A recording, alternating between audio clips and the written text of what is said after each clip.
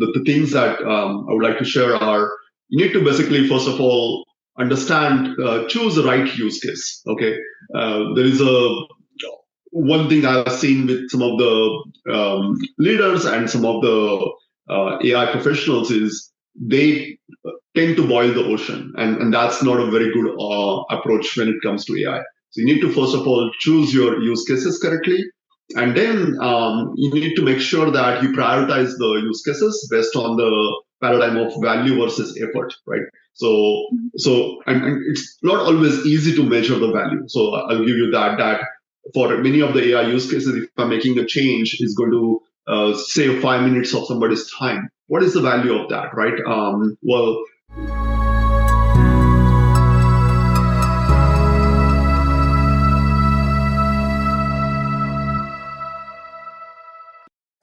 Today, we will delve into the rapidly evolving world of AI and the visionary leaders driving innovation. I'm your host, Victor, and today we are honored to have an exceptional guest, Amit Dingare, Chief AI Officer of PRGX Global, who has dedicated his career to advancing AI, building innovative teams, and delivering meaningful impact across industries. Welcome to the show, Amit. Why don't you introduce yourself? Thank you, Victor. So thank you, everyone. My name is Amit Dingare. I'm currently the Chief AI Officer at a company called PRGX Global. We are a global company specializing in the payment integrity solutions. I joined this company about 8 months ago, so very new in my job. Prior to that, I've worked in various industries, including manufacturing, healthcare, digital marketing, and consulting. So have about 15 years of experience in the field of AI, data science, machine learning. I started my career as a demand forecaster for retail. So I used to do forecasting for a couple of retailers on the distribution side. And so I had statistical background when I started my career. And then as new technologies emerged in that area, I made my way into first machine learning, then deep learning, and now generative AI. Now, Amit, let's start from the beginning. Your career, as you said, in AI, it's over 15 years, and you work across such diverse industries. What exactly sparked your initial interest in AI, and how do you decide to dedicate your career to it? Yeah, one thing I always admired about the world of algorithms is to be able to solve problems using computational models, right? And that's where I started my career as a forecaster. And what amazed me is I could forecast something using algorithms and techniques, right? I could see the future, and that aspect always fascinated me. And to be able to get a better clarity about the future was always my goal in this whole thing. So as technology matured, as newer algorithms came, as AI become much more mature, I think that scope of the work that I could actually, number of problems I could solve using AI actually just increased. And that fascinated me all the time, and still fascinates me to this day. You mentioned you've worked for pharmaceuticals, manufacturing, retail. How does the role of AI differ across these sectors? Can you give us some examples of it so we can understand it? Yeah. So there are many commonalities among them.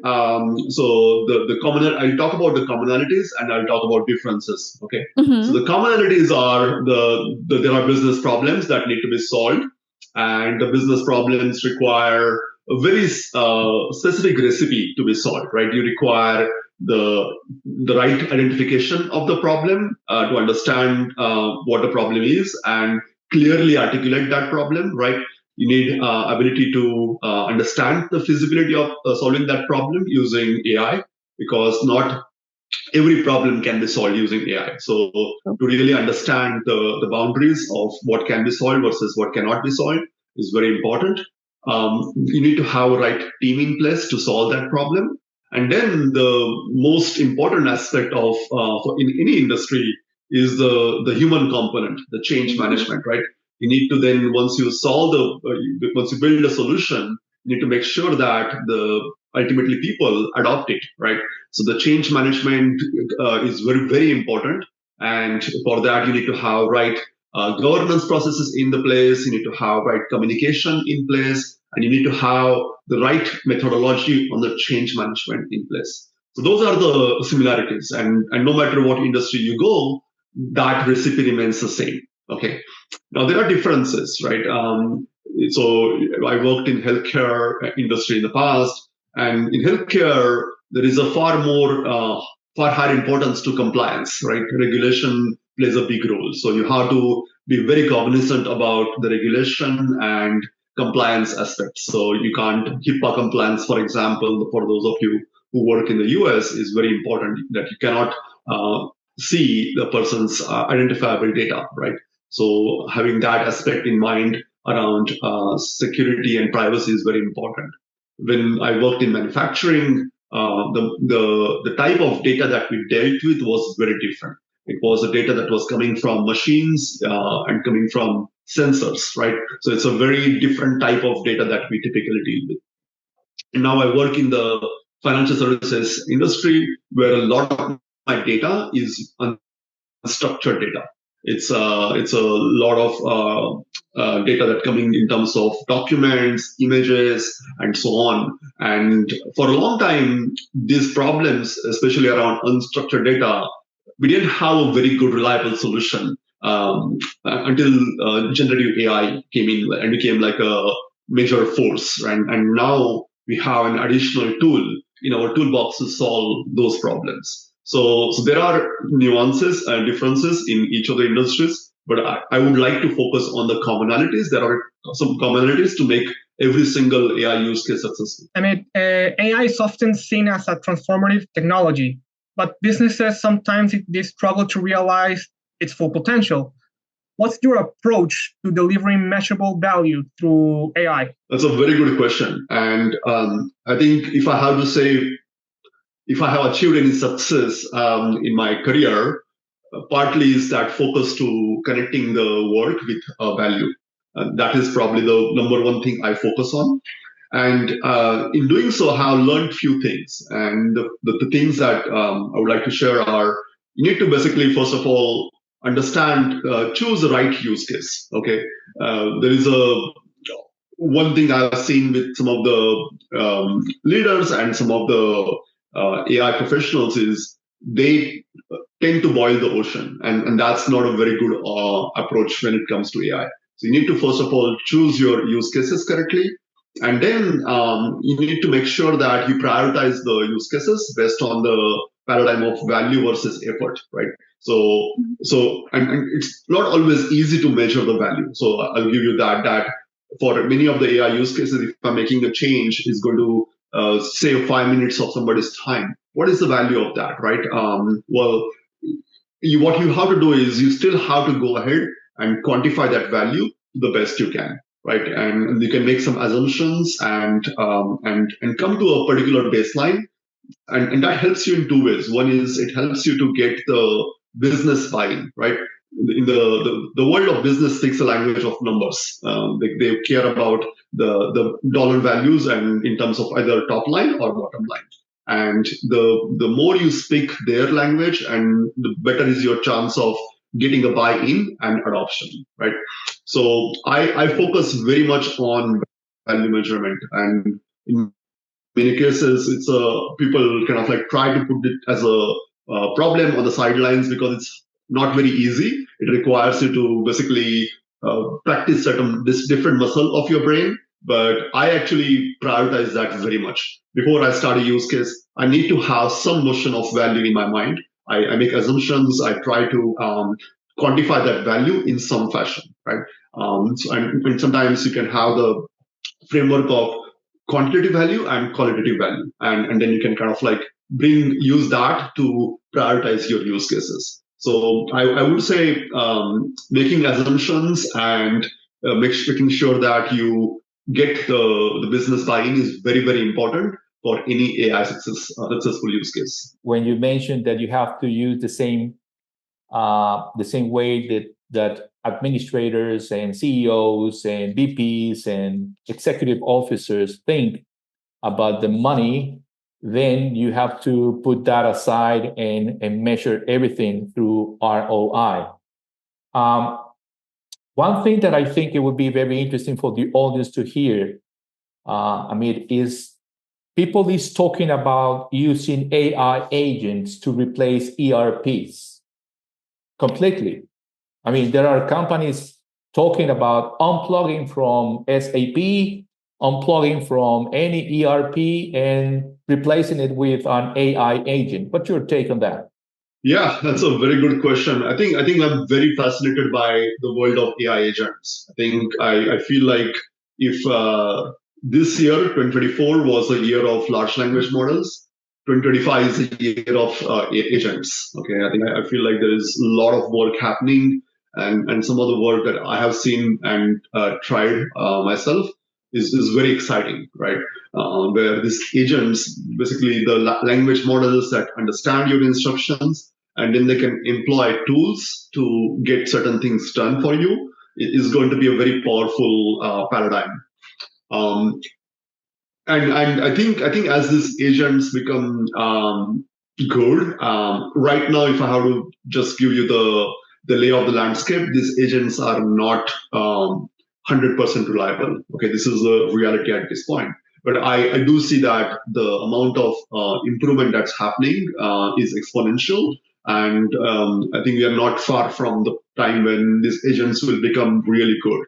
One aspect that still is lacking between the agents is the ability to reason, right? We don't have these agents that can reason and take, now there are of course new models coming up in that space to think in a sequential order and kind of like how different agents invoked based on the different stages. But I don't see immediately that ERPs will get replaced. Maybe at least not for next 2-3 years, but in say 4 to 5 years, I do see a large number of processes that exist on the ERP side will get replaced by agents. These agents who will basically understand how the entire process happens, and they can imitate that process. And now you have humans just kind of like overseeing that and providing like guidance to the agents to make sure that their work is done correctly. Amit, I also want to, if you can give us an insight about this, because many companies, while you're talking about the AI agents and all what the AI can do, many companies might think this tool as a magic wand. So can you tell us a little bit about that and how the companies need to see this like a tool and not some magic that can transform a business from one night to another? So the framework that I use in that regard, right? If you think about AI, there are 3 ways to think about AI, right? One is to get insights, right? Second is to augment your workforce, and third is to automate your processes completely. At this point, where AI is, I think it's more of an augmentative force than an automation force. Okay, and what we have seen in many industries, and myself personally in my career, is human augmented intelligence is a far better, gives you far better outcome than focusing on automation, right? So if you think about that, there are many use cases, many case studies in that area. But if you think about human in the loop, right, AI, that actually has a far higher chance of giving you the success than focusing on automation. So I would urge all the AI leaders to always keep the human in the center, and then have AI on the periphery to automate the processes. I would say for the next 2-3 years, that's the right paradigm to think about. Thank you so much for sharing your incredible journey with us, really. But before you go, what advice would you give to those people who are aspiring or those aspiring AI professionals want to follow in your footsteps and become leaders in this type of field? Yeah, and I think my first advice is never just about technology. Okay, so that I kind of like live by that method. And technology is a tool, right, to solve a business problem. But if you just as an AI professional, if you just rely on technology, that's not going to give you the level of success that you are hoping for, right? Along with the technology, there are other aspects that come in the picture, and it's about the communication. So having that clarity of communication, both towards your top line or top hierarchy and your your direct reported hierarchy. That clarity of communication is very, very important. Having the right governance structure about your projects is very important. You need to have right methodologies and track the progress. And finally, the change management. When you build something and getting the end users work, use that, adopt that. That requires an entire. It's almost like a negotiations at that point, right? You have to make sure that they really understand. I worked in manufacturing where people have been doing the same thing for 30 years, and the resistance to change was quite high, and that to overcome that resistance, you have to use different techniques and methods. So I would recommend people to learn those things. I mean, sometimes I feel like I was a psychologist more than I was an AI professional, right? So you have to really understand how people think and what would get people to adopt something that can bring the value. So I would say think it holistically, not just about technology. Well, and with that, we wrap up another episode of Nova Podcast. Thank you, Amit. It's been an honor. Thank you for sharing your expertise and your knowledge. We hope that everyone enjoyed this conversation, and please stay tuned for more exciting discussions on the future of AI. Take care.